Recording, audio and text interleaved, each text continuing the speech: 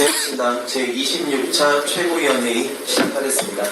먼저 허은하 전 대표님 모두 발언 듣겠습니다. 네, 개혁신당 허은하입니다.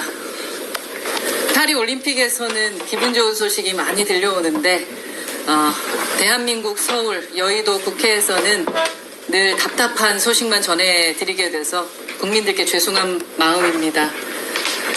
지난 2달 동안 국회에 투입된 혈세가 1,200억 원입니다. 올해 국회 예산이 7,600억 원이니까 한 달에 600억 원 꼴인데요.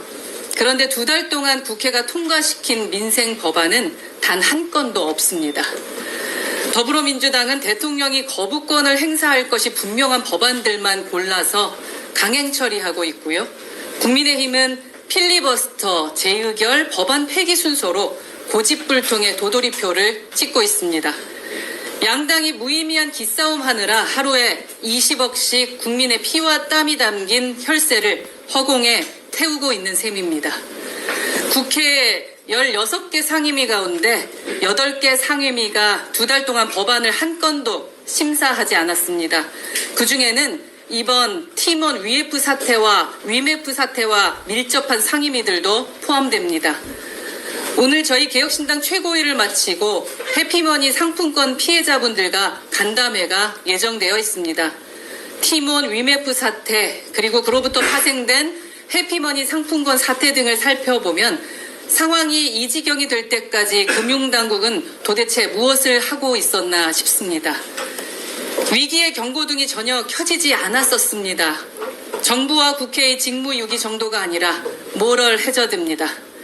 정말 모르고 있었다면 무능한 것이고요. 알고 그랬다면 사악한 것입니다. 얼마 전 이재명 더불어민주당 대표는 먹고 사는 문제를 먼저 해결하겠다고 먹사니즘이라는 용어를 내세웠습니다. 국민 1인당 25만 원씩 지원금을 뿌려대는 방식으로 경제를 되살리겠다는 유치한 발상인데 그런 건 먹사니즘이 아니라 막사니즘입니다. 대한민국을 못사니즘 국가로 전락시킬 것입니다. 나흘 전 인천의 한 아파트에서 전기차 화재 사건이 발생했습니다. 지하주차장에 화재 진압 장비가 들어가지 못해서 차량 140대가 불타는 모습을 발을 동동 구르며 지켜봐야 했습니다. 전기와 수도가 끊겨 수많은 주민들이 고통을 겪었습니다. 전기차는 급격히 늘어나고 있는데 충전 및 주차시설에 대한 기준은 상황을 따라가지 못하고 관련 입법은 더디기만 합니다. 이런 상황이 될 때까지 정부는 어디에 있었습니까? 국회는 무슨 입법 활동을 했습니까? 지하에 주차된 전기차를 바라보며 지금 전 국민이 불안에 떨고 있습니다. 완벽한 무정부 상태, 무국회 상태, 무책임 상태입니다. 쓸데없는 기싸움이나 하라고 국민이 세금 내는 것이 아닙니다. 국민의힘과 더불어민주당은 지금이라도 의미 없는 정쟁을 멈추고 시급한 민생 현황부터 챙기시기 바랍니다. 개혁신당은 다음과 같은 대안을 제시합니다. 민생 법안을 우선 처리하십시오. 팀원 위메프 사태와 같은 금융사고를 방지하기 위한 강화된 법안 즉시 처리해야 합니다. 둘째, 전기차 안전기준 강화가 시급합니다. 전기차 충전 및 주차시설의 안전기준을 강화하고 관련 입법을 신속히 추진해야 합니다. 팀원 위메프 사태, 해피머니 사태, 전기차 화재 사건, 들썩이는 아파트 값과 가계빚, 이런 곳이 정치가 있어야 할 현장입니다. 제발 일 좀 합시다. 개혁신당은 국민과 함께 끝까지 싸우겠습니다. 우리 모두가 원하는 변화를 위해 최선을 다하겠습니다. 이상입니다. 네, 개혁신당 이기입니다. 매번 최고위를 앞두고 고민합니다. 한 줄 기사라도 나기 위해 정치권에서 일어나는 각종 현안을 따라가면서 댓글식 논평을 할지 아니면 관심받진 못해도 꼭 조명해야 하는 중요한 사연을 이야기해야 할지 표가 떨어져도 표가 안 돼도 할 말은 하겠다는 창당 취지를 상기하며 앞으로 있을 최고위에서는 정치권 작금의 현안보다 우리가 조명해야 할 사회의 문제, 억울한 사연을 가진 누군가의 이야기, 그리고 꼭 다뤄야 할 정책들을 좀 더 비중 있게 다루겠습니다. 그런 의미에서 오늘은 윤모 국민께서 제안해주신 정책 발언을 하고자 합니다. 약 1년 전 국회 국민동의청원란에는 5만 명의 동의를 받은 한 청원이 올라옵니다. 바로 군무원의 국민기본권 보장 및 처우 개선을 위한 법률 개정 청원입니다. 주된 내용은 전군 4만여 명의 군무원이 국가직 공무원과는 달리 군인에 의해서 지휘 통제를 받는 특성이 있어 직장협의회나 노동조합을 설립할 수 없고 군인 기본법과 군형법을 적용받아 군의 훈련 및 당직, 체력검정 등을 군인과 똑같이 강요받는 실정이어서 처우와 신분의 명확성을 확보해달라는 내용입니다. 이 청원은 지난 제410회 국회 제1차 청원심사 소위에서 다뤄졌으나 정부와 국회의 이견만 확인했을 뿐 결국 임기 만료 폐기라는 결말을 맞이했습니다. 심도 있는 심의는 이뤄지지 않았고 수박 겉핥기식의 심의임을 회의록에서는 확인할 수 있었습니다. 그러나 1년 전 다뤄진 이 청원의 내용은 매우 타당해 보입니다. 앞선 청원에서 말씀드린 것처럼 군무원들은 사실상 민간인임에도 불구하고 군대에서 근무한다는 이유만으로 훈련 참여를 강요받고 있습니다. 그러면서도 정작 직업군인들이 받는 혜택을 동등하게 받지는 못합니다. 숙소를 구하기 어려운 지역에 근무하면서도 직업군인들과는 달리 관사를 지급받지도 못하고 주택수당과 전세이자 지원도 배제되는 등 불합리한 대우를 받고 있습니다. 가장 중요한 건 전시 때의 신분상 불이익이 가장 심하다는 것입니다. 군무원이 전투에 투입되면 적대 행위에 참여한 것이 되므로 민간인으로서의 보호를 상실하고 공격 대상이 될 수 있습니다. 그렇다고 민간인 신분이 상실된 것도 아니므로 전투원으로서의 보호도 받을 수 없습니다. 즉 다시 말해서 전투 가담자가 전쟁 포로로서 인도적인 보호와 대우를 받을 수 있도록 할 목적으로 만들어진 제네바 협약상, 전투에 투입된 군무원은 전쟁 포로의 지위를 얻을 수도 없으며 민간인으로서도 전투원으로서도 보호받을 수 없는 처지에 놓이게 됩니다. 일을 시킬 때에는 군인이라 부리고 혜택을 줄 때에는 민간인이라 거절하는 해괴한 부조리가 지금 이 시간에 존재하고 있는 겁니다. 이에 군무원에 대해서 군인과 확실하게 구분짓는 신분 이원화가 필요합니다. 정부는 군무원의 채용 확대로 인력 부족 문제를 말하기 이전에 이들의 명확한 신분부터 정의해야 할 것입니다. 지금 이런 사회의 사각지대에 놓인 청원과 민원들이 산적해 있습니다. 국회는 부디 탄핵 청원에 골몰할 것이 아니라 국가를 위해 일하지만 아무런 혜택도 받지 못하는 국민을 위해서 일해야 할 것입니다. 이상입니다.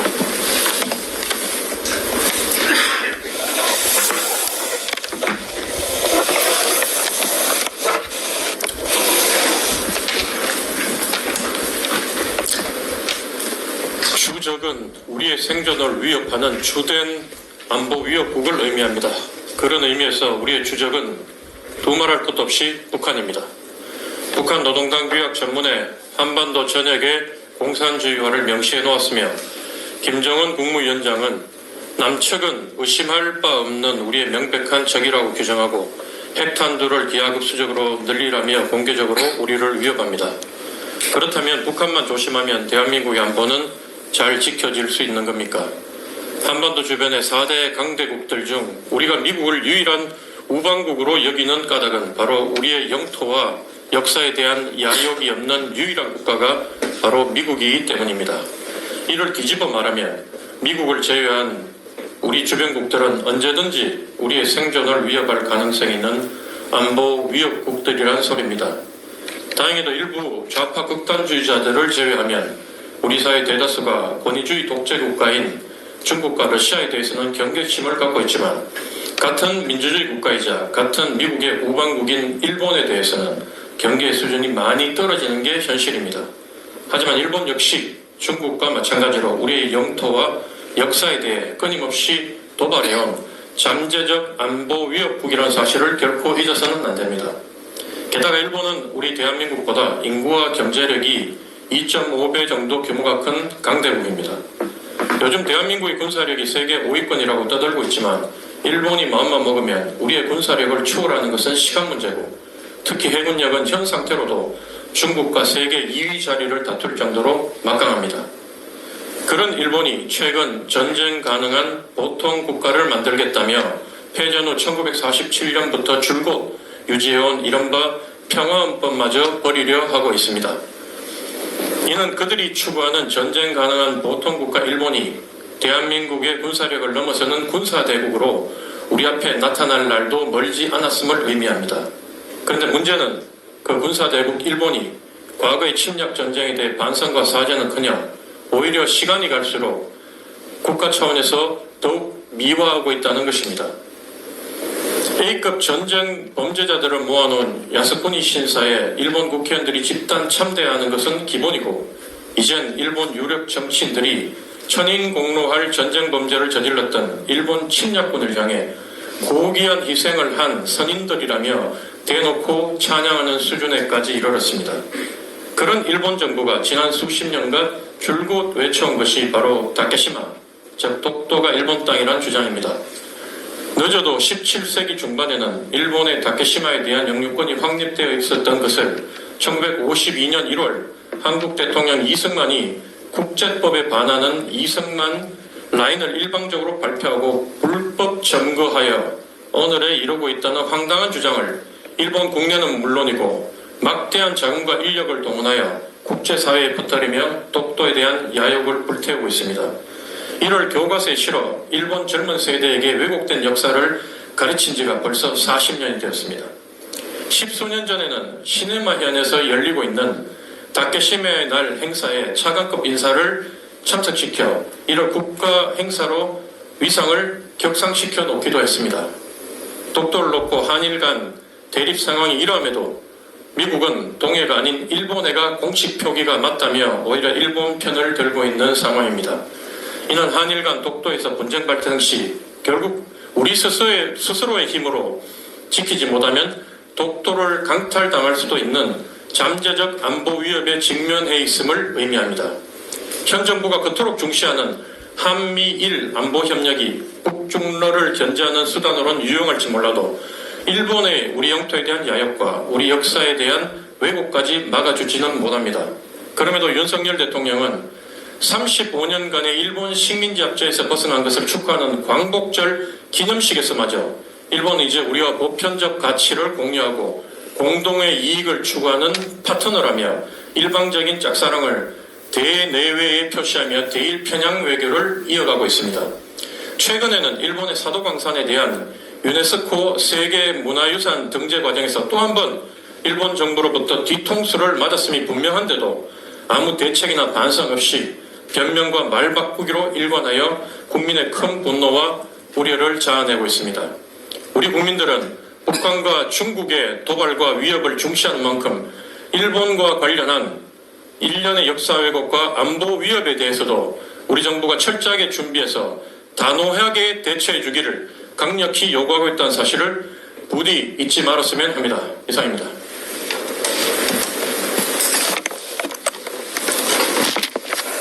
네, 전성윤입니다. 누가 힘이 더 센지는 중요하지 않습니다. 조선 중기의 문신 황윤길과 김성일을 혹시 아십니까? 서인의 황윤길, 동인의 김성일. 120년 만에 일본이 통일된 후 머지않아 조선이 침략당할지도 모른다는 의견이 있어 황윤길과 김성일을 사신으로 보냈지만 의견이 달랐습니다. 일본의 내침을 대비해야 한다고 했던 황윤길의 의견은 세력이 강했던 동인들로 인해 묵살되었습니다. 그로부터 1592년 봄 그의 의견대로 임진왜란이 일어났고 영웅 이순신이 아니었다면 상상하기도 힘듭니다. 이렇게 위기 앞에서 자국 내의 힘자랑은 국민께 큰 피해를 줍니다. 저는 현 대한민국도 마찬가지라고 생각합니다. 현 대한민국은 위기입니다. 더 나아가 대한민국의 미래 세대가 맞이해야 할 대한민국은 얼마나 암울한지 상상하기도 힘듭니다. 현 대한민국 정치는 힘자랑 중입니다. 민주당과 정부와 국민의힘.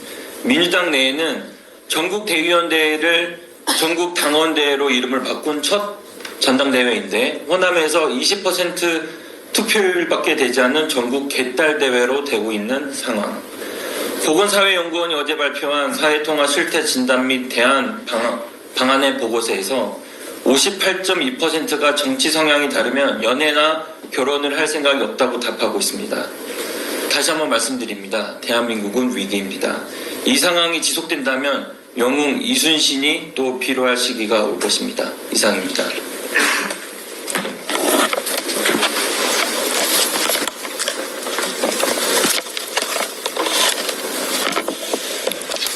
이주영입니다. 오른쪽 주머니에 있던 돈을 왼쪽 주머니로 옮기는 것은 생산이라고 할 수 없습니다.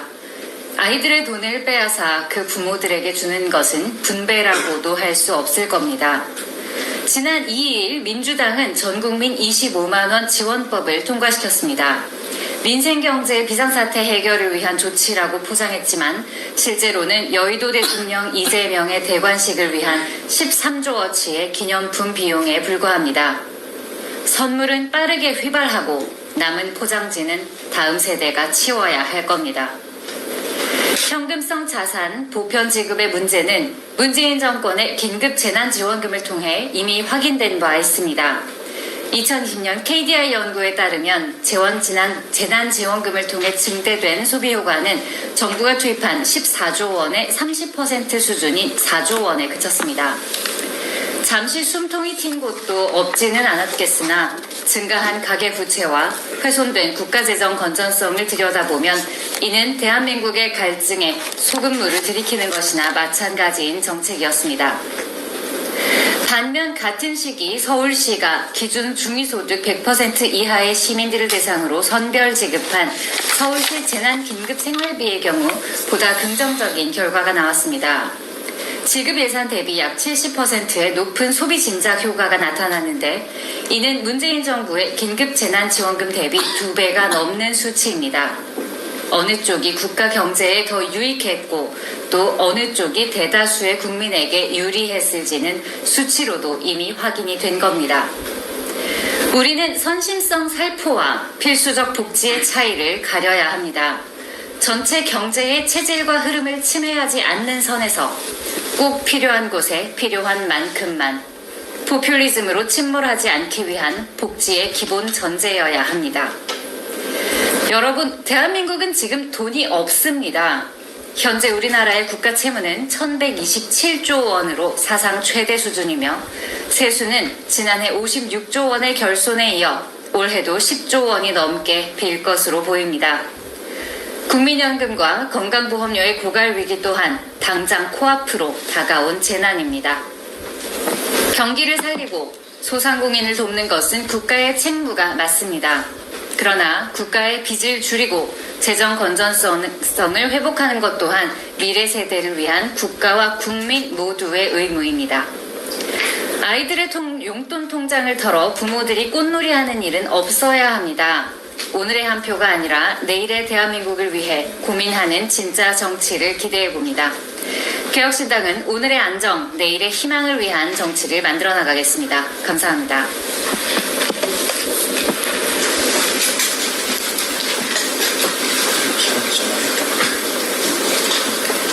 회의를 비공개로 전환하겠습니다. 언론 여러분들 잠시 협조 좀 부탁드리겠습니다.